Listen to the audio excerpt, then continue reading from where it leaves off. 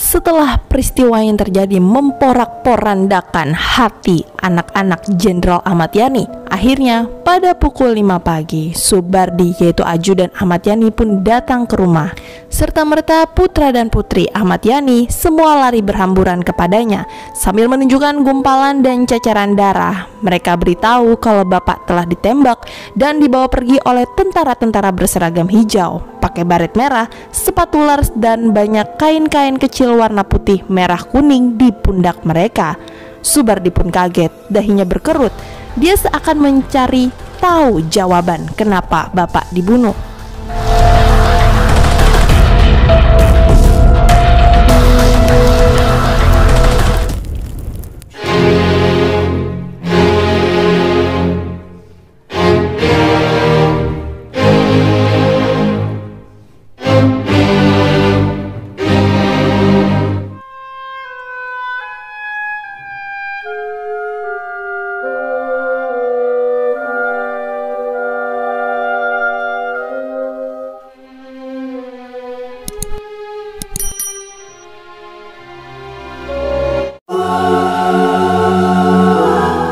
Tiba-tiba sebuah mobil jeep masuk pekarangan rumah kami. Setelah ditengok, rupanya jeep itu membawa Ibu Yayu Rulia pulang. Begitu masuk rumah, ibu pun kaget lantaran mendapati kami semua sudah bangun.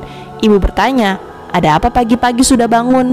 Dengan perasaan galau kami katakan, Bu, bapak ditembak dan dibawa pergi naik truk." Seketika ibu menjerit-jerit. Ibu histeris. Sambil berlari keluar rumah, ibu meminta, Cari bapak sampai ketemu. Kemana bapak? Cari." Kami semua tertegun, bingung dan kacau. Sementara Subardi tampak terus mondar-mandir karena bingung tak tahu harus berbuat apa. Lalu sejurus kemudian ibu pingsan dan kami gotong beramai-ramai ke dalam rumah. Ia dibaringkan di kursi biru di ruang makan. Ketika sadar dari pingsannya, ibu mengajak kami untuk berdoa bersama. Jam 6 pagi, Jenderal Umar Wirahadikusuma, Panglima Kodam 5 Jaya, datang dan mendapati ibu terbaring di kamar tidur. Setelah ia pulang, para tentara lain berdatangan ke rumah kami. Penjagaan di rumah kami digantikan oleh pasukan RPKAD. Kami disarankan untuk sementara waktu meninggalkan rumah. Darah bapak mulai dibersihkan, dipel. Saat itu, dada anak-anak terasa sesak. Pagi itu baru kami tahu ternyata yang dibunuh dan diculik bukan hanya bapak sendiri, tapi juga para perwira tinggi yang selalu menyebut diri mereka sebagai tangan kanan bapak.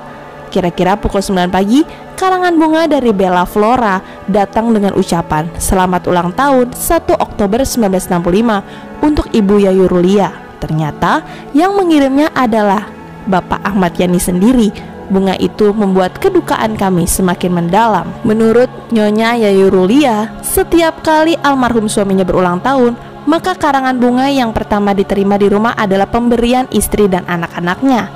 Tampak dari gambar ini, foto Pak Ahmad Yani melihat kiriman bunga di bar yang terdapat di kediaman beliau di Jalan Lembang nomor D58 Jakarta. Bar ini masih ada hingga saat ini. Lokasinya tidak jauh dari kamar tidur beliau dan lantai tempat beliau gugur saat ditembak mati. Begitu juga ketika Nyonya Yayu Rulia berulang tahun, Bapak Ahmad Yani selalu mengirimkan karangan bunga untuk dirinya.